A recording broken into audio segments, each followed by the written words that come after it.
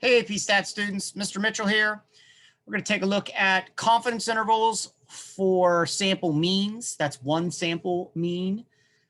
We took a look at sampling confidence intervals for one sample proportions. So now we're going to take a look at means. So the first thing, let's take a look at our question here. Suppose you want to administer a certain aptitude test to a random sample of 9 students in your school, and that the average score is 105 and standard deviation is 15. We want to determine the mean mu of the population of all students in the school. So we could avoid trying to do a confidence interval if we could get the mean score of everybody and then just calculate it. But typically when we do confidence intervals, we're trying to avoid doing a census. Okay, we may be able to find that information out later, or maybe it's going to be very complicated for us to do. Maybe we have to wait. Thinking about elections, typically we have to wait until after the election to know the exact results of all the states and who voted for whom. Exit polls try to predict that, but again, that's sampling, and then there's confidence intervals that would be involved with that. So just think of our school. We have a fairly big size school, but what if we had a school that was much, much larger and they had like 3,000 kids in it? That would be a lot harder to find the mean score of all those students. So finding a confidence interval will still give us a lot of good information, but it will allow us to not spend a lot of time and money on finding everybody's score, at least right now. Maybe we'll get that information later, but for us to collect it on our own is going to take a lot of time and money. So we don't want to have to do that. Okay, so the first thing we need to realize that this is for means and not proportions. Okay, we have to make sure we're in the right ballpark here in terms of addressing that. So how do I know that it's for means and not proportions? Well, looking at what we're talking about, yeah, there's 9 students. There's an average score of 105 and a standard deviation of 15. That's really what tells me that it's means and not proportions, because each student had a score, and you can add and subtract their scores. You could find the difference between them. You can find the average of them. Whereas with proportions, we're typically dealing with like gender or like what sport somebody plays. Like you can't really do baseball minus football. Okay, so that's like a proportion type question, whereas this is means because they actually have scores and we're dealing with quantitative data. So got to make sure that we understand that concept. Okay, so we want to determine the mean mu of the proportion of all students in the school. We're going to find a confidence interval. So the first thing we need to realize, are we doing a Z or a T? All right, and basically what that amounts to, because that's going to tell me some formulas and which tables to use. So I need to be aware, is it Z or a T distribution? Or is it a Z interval or a T interval? In this case, we're doing intervals because it's confidence interval. So we need to look at our standard deviation. That's really all we have to focus on to know whether it's a T or a Z. Where did our standard deviation come from? Is it sigma or is it S? Sigma is the standard deviation of the population. So if I know the standard deviation of the population, we would do a Z distribution. If I know the standard deviation and it's a sample standard deviation, then we would do a T. So reading it again, a sample of 9 students, the average score is 105 and the standard deviation is 15, that's S. Okay, so we are going to be doing a T distribution. So there's not a huge difference. Keep in mind, when we did proportions, they were only Z intervals. So we didn't have to worry about this issue, but with means we do. We need to know where did our standard deviation come from. So in this particular problem, it's not a Z interval, it'll be a T interval that we'll be dealing with. Okay, so we're gonna have to learn how to read our T table and understand how to find degrees of freedom and how to find our T critical value. Okay, so we are going to do a T distribution, a T interval in this case. So let's take a look at number 1. What is the upper critical value for a 98% confidence interval? Show the key numbers in the sketch. So here's our sketch. T distribution could look normal. It could be skewed to the right. So it could be something different, but we're going to draw it as a normal bell curve because we would like it to be approximately normal. We may or may not be able to prove that. So we may have to do some assuming here. So the upper critical value we got to find. So we're going to have to switch. I'm going to switch screens here on you for a second. We're going to go to our formula sheet and we're going to find the table B. So whether it's a Z star or a T star, because that's really what we're finding, we have to go to this table here. So we got to make sure we have the table. I'm going to switch back. So as you're locating your table, we need to find our T star. Okay.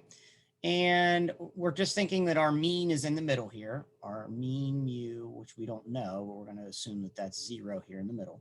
And we got to find our T star. So to find our T star, we do need to know the degrees of freedom. So degrees of freedom for a T distribution or a T interval for means is n minus 1. So what's our sample size? Our sample size is 9. So our degrees of freedom are 8. Okay, so we need to know that. So let me switch it back here to our table. So the way we read the table, first we have to find our degrees of freedom on the left here. So we're going to find degrees of freedom as being 8. Okay, if your degrees of freedom, if I scroll down here a little further, if your degrees of freedom are not on the chart, you go to the next number, the largest number above it. So for example, let's say I had a degree of freedom of 70. 70 is not on here. So I would go to the next number, that would be 60. Okay, so we just need to be aware of how to read the table, okay, and how to use it. So right now our number is on our table. So it's a degree of freedom of 8. Our sample size was 9. So then we need to figure out what confidence level. So I'm going to come down here and find my confidence level. So I need a 98% confidence interval. So I'm in this column. Okay. You could also find it at the top. If you have a 98% confidence interval, it means your tail probability is 1%. And the reason for that is if 98% is in the middle, that means 1% is in both tails. Okay. So 98% is in between, 1% in each tail. So the top just tells you what the upper tail probability is. And that's what the picture showing here. The shaded in region is 1%. So you can either look at it that way, or if you don't want to think about it that much, just scroll to the bottom and find 98%. So we find 98%, we're in this column here. Okay. And then we find our 8 degrees of freedom. So our upper critical value, our T star, and I'm going to record this on the other sheet while I'm sharing this. So it's 2.896. Okay. So that's our upper critical value. If we are doing a Z interval for means, you read it just like you found Z star before. From your proportion, you scroll down here to the bottom, you look at the infinity, and then you find that from your confidence level. So we've done 95% before.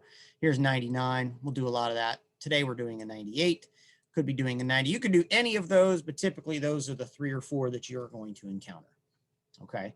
So just that's how you read the table. If your degrees of freedom change, then you're going to scroll down further. If your confidence level changes, then you'll go left or right. And again, if it's a Z star, you're just going to use the last level there. Okay. So let's switch back to our paper. So what we're going to do with 2.89, that is, if we look at it, this is 1, 2, this is 3 standard deviations to the right. Okay. So this is 1, and then that's 2. So 2.89 is right about here. That's 2.896. And that's our upper critical value of T star. Okay. So it's asking you to show key numbers. So there's some of my key numbers to find my critical value, my T star. Okay. So hopefully that makes sense. T star is going to change depending on your level and your sample size.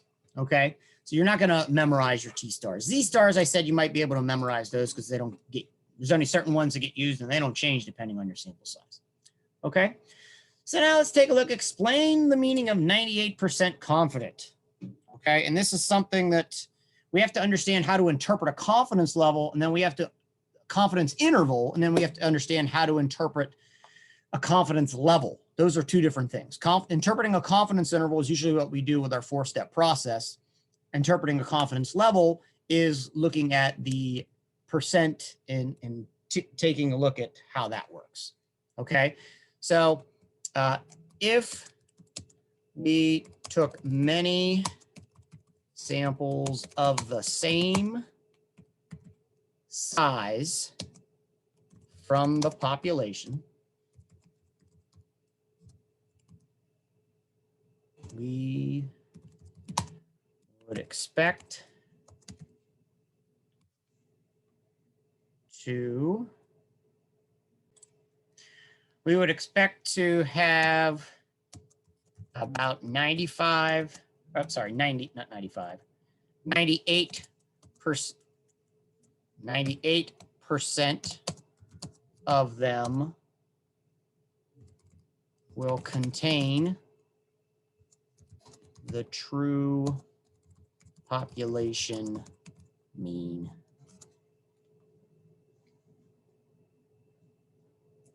True population mean of what the heck are we talking about? True population mean of the aptitude test in the school.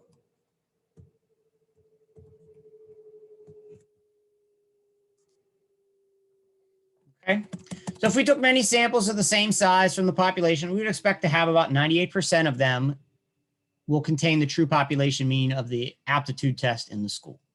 So it's not an exact thing. You're not going to get exactly 98 out of 100. You're going to get about that. So it could be more, it could be less. It's an about thing. It's not an approximate thing. It's not an exact thing. It's an approximate thing. If you're just repeating it over and over again, that's what you would expect. If you did this thousands and thousands and thousands of times, it would be 98%, you know, give or take a little bit more of a decimal. If you only do it a couple times, you can't get 98%.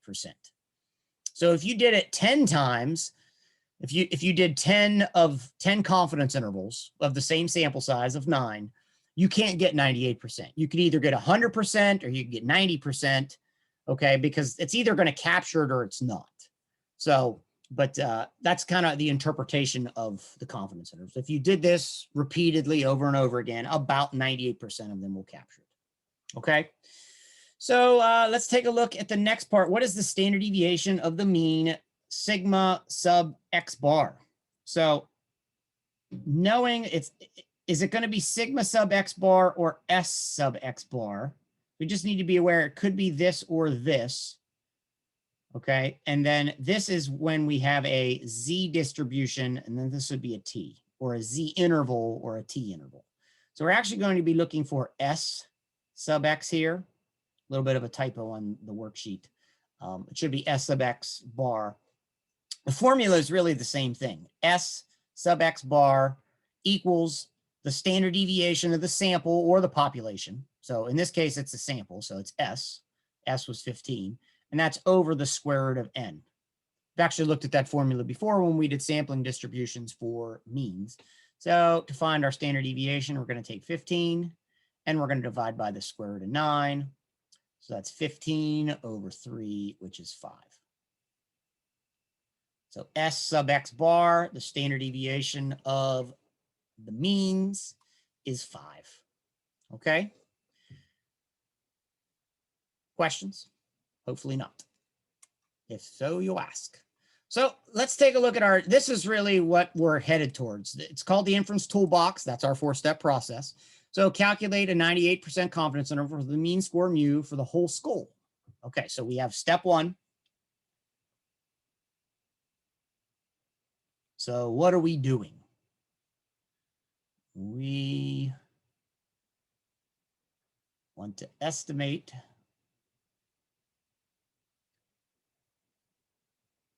a 98%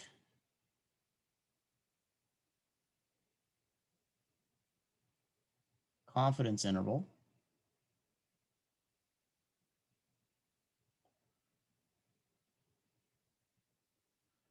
for the true population mean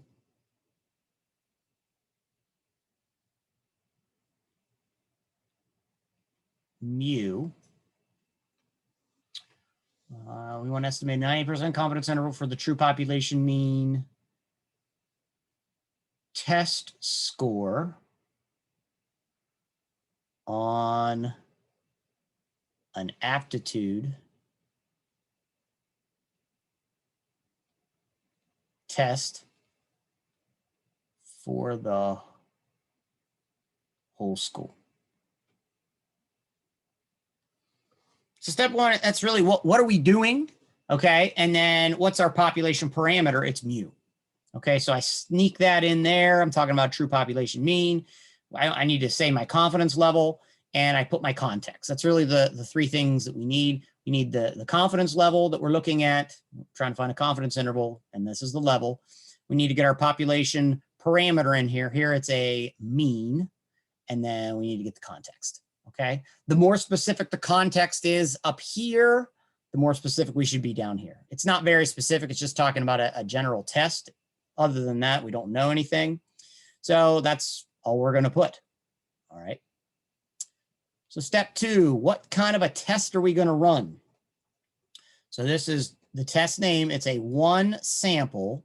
How do I know it's one sample? Well, we only took one sample. We took one sample of 9. So one sample T interval for means. So we always got to name our test in step 2. Now, if you put it somewhere else, it's okay. They're not going to scream or yell at you. You're not going to be in trouble, but we do need to name our test. Okay. And we can't put calculator speak. You might not understand what that means right now, but eventually you'll use calculator speak a lot. That's not going to be acceptable here. We need to clearly state what our test name is. Okay. So now we need to talk about our checks. And I kind of assumed one of the checks when I found my standard deviation, which is okay, because we're going to do the inference toolbox here now, but I need to have an SRS. So was our sample collected random? Yes, so random sample, simple random sample was taken. So that's good. Okay, so how about our 10% condition? So we sampled what, 9 people? So we don't know, they didn't tell us how big the school is, but 90, if you only have 90 students in your school, you might as well get everybody's test score and run it that way and forget about doing a confidence interval. So we do have to assume, school is larger than 90 students. Okay, that is an assumption we do have to make. We could verify that if we were actually doing this. Okay, so that's 2 of our checks. And then again, this check allows me to find my standard deviation, which I already did, but this is the independent check. It's the 10% condition. It's the replacement versus non-replacement not being different. Okay, and then we need our large counts.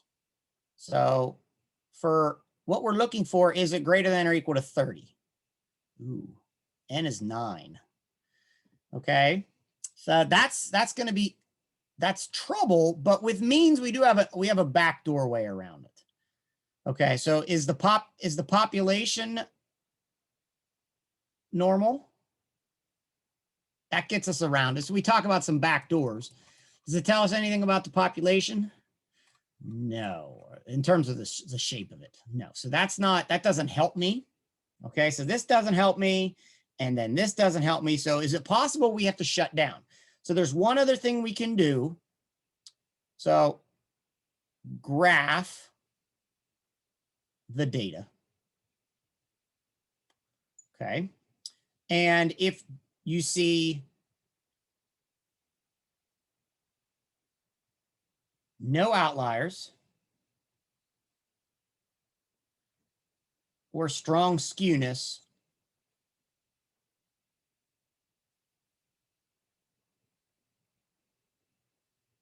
then you can continue. Now, the problem is with this, we didn't have the data, did we?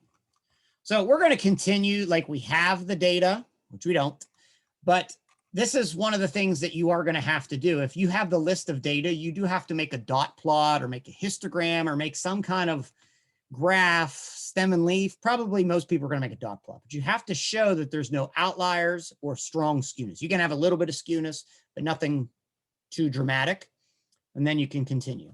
So I'm going to put a little note here. We're assuming this is true. No skewness, no strong skewness, no outliers. Otherwise, we're kind of done. Okay, and I don't want to just stop here. I'm trying to teach you how this process works, but we do need to be aware of that check. If it doesn't work, we're done. We stop in our tracks. The data is no good, and we have to cease and desist at that point. Okay, so here's your step 2. Just to reiterate, test name, and then your checks. Okay, have our test name, and then we have our checks. So there's 3 checks. Now we go to our step 3. And our step 3 is to actually calculate our confidence interval. So remember, it's always a point estimate plus or minus our margin of error. Okay. So before we did p hat plus or minus the margin of error. Well, now we're talking about a mean. So this is going to be x bar plus or minus m. And that's going to be x bar plus or minus margin of error breaks down into critical value times the standard error. And then we break that down. The standard error is what we already found. It's the standard deviation of the sampling distribution. It's S over the square root of n. Okay. So this is how basically it's written, I think, on your formula sheet. I know it's point estimate. It may be plus or minus critical value times standard deviation of the statistic, which is basically the same thing. Okay. So we need to find our mean. What was it? 105. Again, if we don't remember, we'll just scroll back up. So our mean was 105. So we're going to take 105 plus or minus. Our our T star was what? 2.8. I don't want to get it wrong. 2.896. Okay. 2.896. Times our standard deviation of the test statistic, and that was 5. I do remember that number. Okay, so here's how we construct our confidence interval. So I always like to find the margin of error when I'm showing my work here. So I take 2.896 times 5. That's 14.48. And then I need to add that to 105. That's my upper limit. So I got what, 119.48. And then I have to find my lower limit. So I'm going to take 105 minus 14.48. And that's 90.52. Uh-oh. There we go. Just need to make myself some more space. So there's my confidence interval. Okay, that's my confidence level that I would like to find. So there it is. So we do have step 4. I do want to show you how to use the calculator. So I'm going to pause so I can pull up my calculator first. Okay, so we got our calculator pulled up here, and you'll go to stat. This is where all the tests are. Go over to test. This is where any confidence interval will be calculated on our calculator, and any hypothesis test will be done. Okay, any Z or T distribution. So you go down to T interval, and anytime that it doesn't specify what it is, it's for means. So it's a T interval. It's not going to say for means. If you scroll down a little further, proportion, it'll say prop. So for means, it's not going to say. All right, so you just need to be aware of that. So it's a T interval, not a Z interval. So we're doing stats, not data. We don't have the data list. Okay, so X bar was 105. Our standard deviation was 15. Sample size was 9. And then our confidence level was 98. And we calculate that. And there's your confidence interval. It's basically what we got the first time, except I think they went to 3 places here with this. Okay. So what would you need to put on your test? So if you don't do it by hand, so let me change my screens again. If you're not doing it by hand and showing all this, you can just use the calculator, but you need to specify what your numbers are. Okay, you need to specify what X bar is. So you need to clearly state that X bar equals 105. You do need to find your critical value. All right, 2.896. And then we need to specify, we need to say what our standard deviation is and then what our sample size is down here. And then we do need to say what our calculator speak is. So we did a T interval with all of this information, okay? And they normally T interval with 105. I'm not sure if you have to really specify exactly how you typed it in the calculator. I don't think that's important anymore. It used to be, but I would include all of this information, T interval, and then give them your number that you got. Okay. But calculator is good. If you're not too confident in it, do it both ways. All right. You're not going to have 10 confidence intervals to do on the AP test. So this is what I would do. Okay. So that's step 3, doing the calculation. Now we need to do step 4, our Penn State check, our Penn State interpretation. We are Penn State. We are 98% confident the interval of 90